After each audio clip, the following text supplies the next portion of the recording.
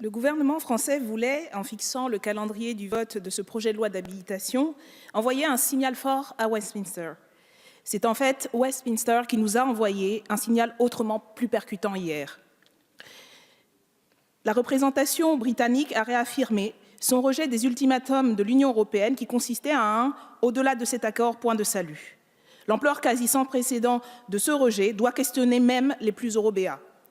Les députés ont refusé d'accepter un chantage qui n'avait comme seule contrepartie que de maintenir les règles d'occurrence libre et non faussée, de libre circulation des biens et des services et d'une mise en concurrence fratricide des travailleurs et travailleuses, alors que l'Union européenne rejette quotidiennement à la mer des corps de migrants jugés indésirables. Ce refus de l'hypocrisie de l'Union, qui prône constamment de grandes valeurs de solidarité et d'humanité qu'elle foule du pied par des directives, des règlements et des sommets remettant en cause les votes des citoyens, nous le partageons. C'est celui du vote français et hollandais avec le non au référendum de 2005, du vote du peuple grec en 2015 contre l'étranglement austéritaire organisé par la Troïka, FMI, UE, BCE, et au moins, pour partie, du vote des Britanniques pour la sortie de l'UE. Hier, commentant le résultat du vote de la Chambre des communes britannique, Emmanuel Macron a affirmé qu'il ne voyait pas de nouvel accord à devenir puisqu'il n'y avait pas, de la part de l'Union européenne, rien à concéder. C'est donc tout ce que l'Union européenne peut offrir, l'humiliation aux peuples qui refusent de subir les conséquences économiques, écologiques et sociales des politiques austéritaires. Encore une fois, par ces déclarations, le président Macron méprise et délégitime l'expression des peuples qui subissent le plus durement des décisions injustes.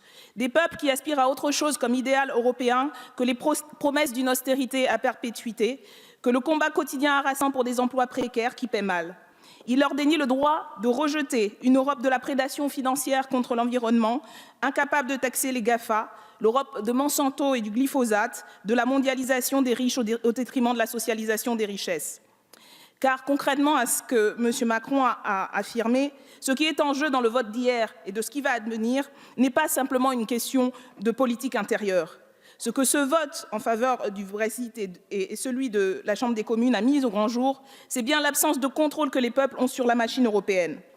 L'impossibilité de donner son avis à l'intérieur, le Parlement européen n'ayant aucun pouvoir autonome en matière législative, et l'impossibilité de sortir dignement pour ne pas se laisser écraser par le diktat de l'austérité, l'accord n'étant qu'un enchaînement d'accords commerciaux futurs conditionnés à la soumission du Royaume-Uni aux exigences de l'ordolibéralisme européen. Lors de nos précédents débats sur le sujet, nous, la France insoumise, avons proposé que ne puissent s'appliquer dans les nouvelles procédures en notre deux pays des règles similaires à celles qui organisent le travail détaché avec les entreprises britanniques, c'est-à-dire le dumping social et la concurrence entre les travailleurs et travailleuses. Vous y avez opposé un rejet de posture, pour le coup. Vous ne pouvez pas ne pas voir que vos politiques accroissent la précarité et elles n'ont plus aucun soutien nulle part en Europe. Ce projet d'habilitation est censé permettre de sécuriser la situation de certains Britanniques sur le territoire français. Parce que nous estimons que cela doit s'appliquer à toutes les personnes qui migrent et non pas seulement certaines en fonction de leur nationalité, nous avons proposé que soient par la même occasion remis en cause les accords dits du Touquet, désormais Sanders, qui font de la France la garde frontière du Royaume-Uni, de la Grande-Bretagne, et créent des conditions d'existence inacceptables en Calaisie, d'abord pour les personnes qui tentent de rejoindre la Grande-Bretagne, souvent au péril de leur vie, mais également pour les habitants. Vous avez rejeté notre amendement avec une belle hypocrisie en considérant que, alors même que nous parlions de migration, le sujet n'était pas à propos. Au lendemain de cette défaite historique de Theresa May, qui s'est faite la porte-parole de l'Union européenne, le gouvernement ne doit pas prendre le chemin d'un rapport diplomatique basé sur un esprit revanchard de mauvais aloi. Dire « bonne chance » avec condescendance, comme l'a fait M. Macron, revient à nier les interdépendances qui existent de fait entre la France et le Royaume-Uni. Il faut que s'appliquent les règles d'un protectionnisme solidaire qui mettrait pour objectifs primordiaux de garantir en priorité des conditions matérielles d'existence suffisantes de toutes les personnes résidant en France et en Grande-Bretagne, de respecter strictement les capacités de production des ressources de l'écosystème sur une période temporelle équivalente. Personne ne peut prédire ce qui va se passer dans les prochaines semaines au Royaume-Uni. Notre rôle doit être de proposer des solutions communes qui permettent de faire émerger un autre modèle européen. Un modèle qui ne soit pas basé sur le chantage et l'humiliation des peuples et qui refuse qu'on la quitte.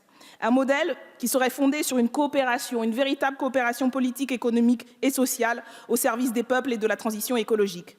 Malheureusement, ce n'est pas la voie choisie ni par votre gouvernement, ni par celui de Theresa May, qui partage le même projet néolibéral et conservateur. Heureusement, c'est celui qu'en France, nous, la France insoumise, en Grande-Bretagne autour de Jeremy Corbyn et avec de nombreux autres partenaires européens comme Podemos en Espagne, le Bloc de gauche au Portugal, l'Alliance rouge et verte au Danemark et d'autres, sommes en train de construire. Ensemble, nous disons d'une même voix, for the many, not the few, et maintenant le peuple.